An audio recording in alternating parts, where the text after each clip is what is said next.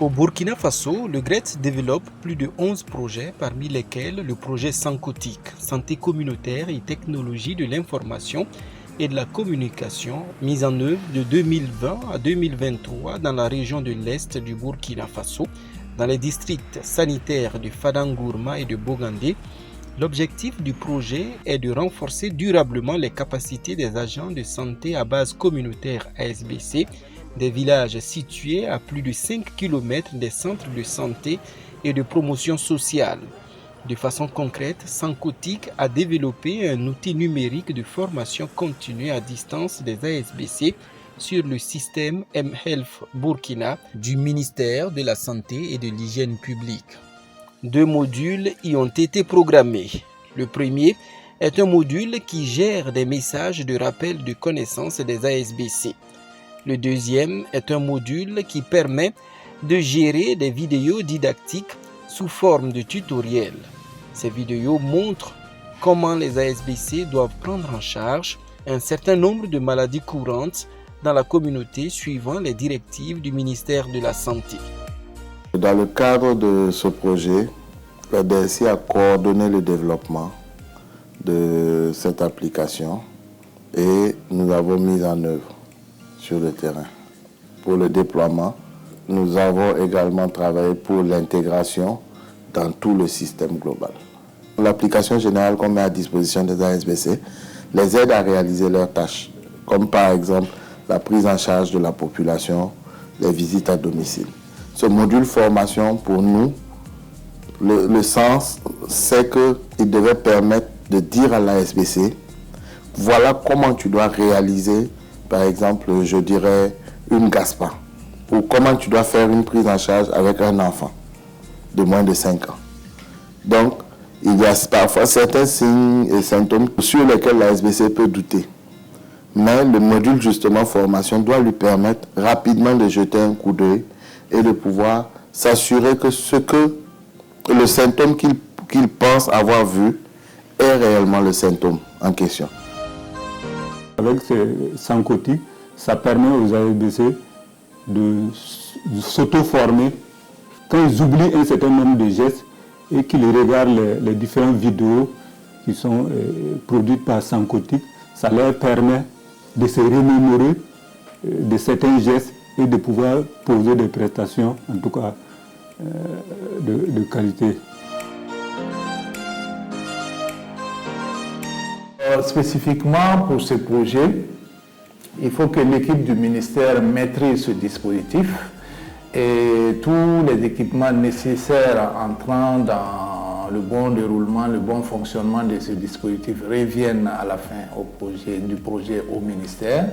À la fin, nous attendons à ce que les connaissances et les pratiques des ASBC, qui seront les principaux bénéficiaires de cet outil, soient vraiment renforcées et que ça puisse les accompagner de façon durable. D'un coût global de 364 700 €, soit près de 237 millions de francs CFA, Sankotik est financé à 90% par la coopération belge Enabel et à 10% par l'UNICEF.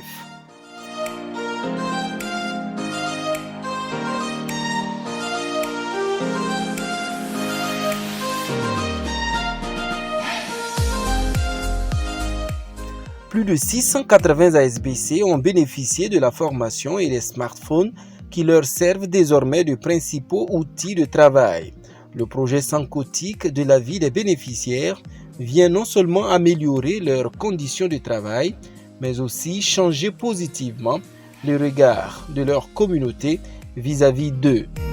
Quand une femme amène son enfant malade, on demande le nom de l'enfant, on demande l'âge de l'enfant, on demande le nom du père et puis la maman aussi. Bon, maintenant, si on a fini de demander, après, on prend le TDR.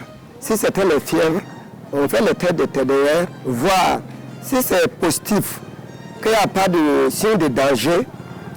Si c'est simple, pas simple, on peut soigner l'enfant là au niveau de nous.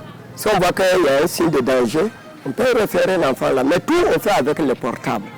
Voilà, on fait tout avec le portable. Ça a beaucoup amélioré, ça a beaucoup nous aider beaucoup, faciliter aussi. Puisque au village, par exemple, moi ici à Bougui, ça va de 20 km au district sanitaire ici. Bon, si je prends un malade la nuit comme ça, déjà je prends avec le portable, j'ai fini écrit dedans, je clique, ça part jusqu'à au nord. On sait qu'à ABC de Bougui là, il a eu un tel malade, mais la maladie là, en tout cas il y a un signe danger. Déjà il a référé la personne au chercheur ou bien au CRPS. Donc en tout cas ça a beaucoup aidé, et ça c'est direct.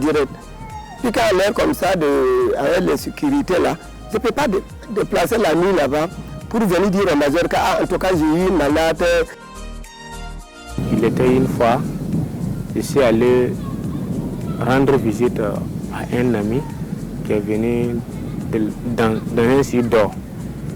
Maintenant j'avais le téléphone à moi. Et puis c'était un village hors air même qui n'est pas concerné à notre CSPS. Maintenant quand je suis arrivé, je voyais un enfant qui était assis sur un tabouret.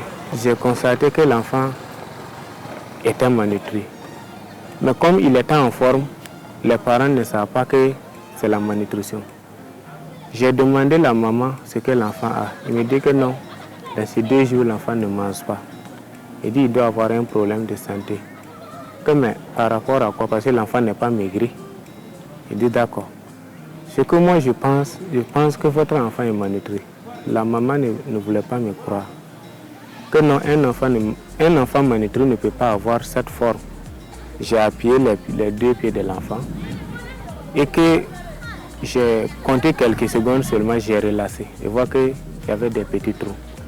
Alors que dans le téléphone, il y a une partie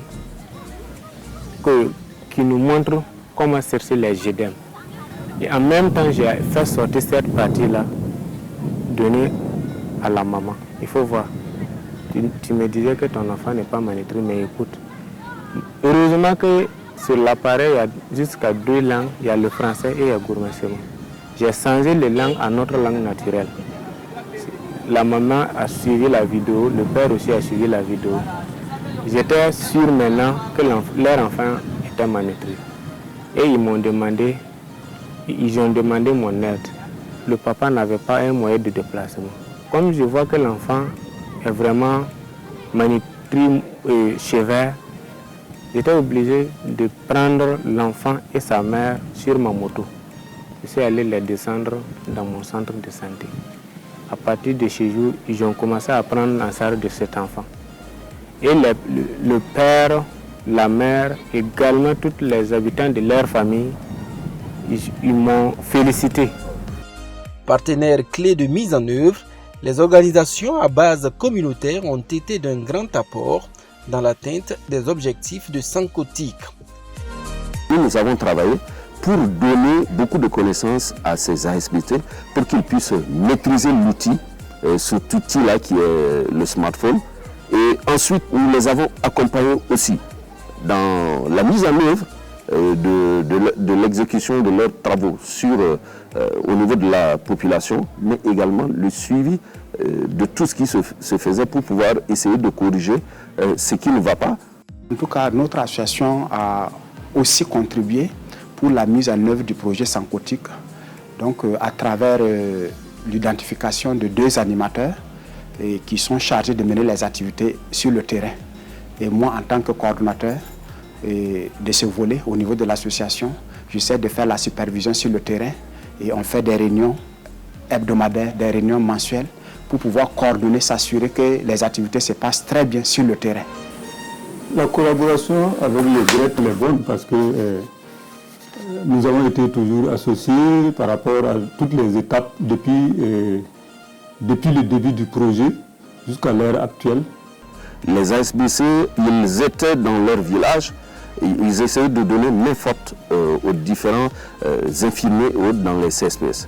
Et avec Sankotik, c'est venu donner non seulement de la crédibilité à ces ASBC, mais également les mettre en confiance avec les agents de santé. Une belle collaboration qui a contribué au succès du projet, dont la pertinence est fortement saluée par les principaux bénéficiaires. par rapport au niveau des communautés. En tout cas, eux aussi, ça sensait beaucoup de choses. Puis qu'avant, ils voyaient que nous tenons avec les cahiers. Maintenant, ils nous trouvent avec les tablettes. Et puis quand ils viennent au CRPS, les gens de santé qui sont là-bas aussi, c'est le même des tablettes là qu'ils tenaient. Donc en tout cas, eux aussi, c'est que maintenant, ce n'est pas s'amusement, c'est sérieux.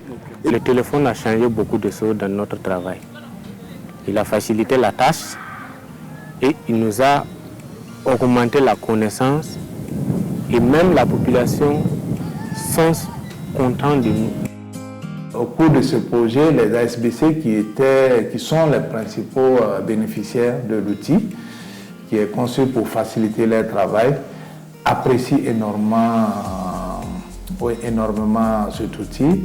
Et donc, on a fait un certain nombre d'ateliers avec eux et ils ont témoigné de tout ce qui est autour de l'utilité de cet outil. Au niveau de Sankotik, nous travaillons dans la commune de Fada Ngourma et la commune de Tibga. Au niveau de la commune de Fada, nous travaillons avec 4 CSPS, au niveau de Tibga, 4 CSPS. Et c'est très important parce que l'information est digitalisée, tout est numérique. Au lieu que les bénéficiaires, les femmes bénéficiaires, la famille, les ménages bénéficiaires se déplacent souvent pour aller au niveau des CSPS. Il y a un service de proximité. Résultat satisfaisant, c'est tout naturellement qu'est reconnu le mérite du GRETS pour l'initiative et la bonne collaboration dans la mise en œuvre du projet.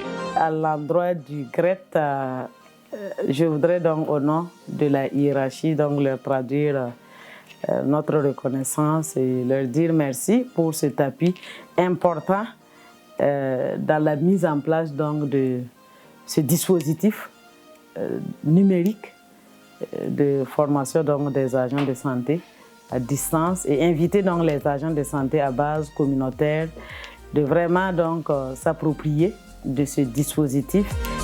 En 3 ans de mise en œuvre du projet, les acquis sont entre autres un dispositif numérique de formation des ASBC, 15 vidéos didactiques, 185 messages de rappel de connaissances, 688 ASBC formés et équipés avec le dispositif numérique de formation et chargés des prestations de santé communautaire à plus de 100 000 enfants bénéficiaires finaux.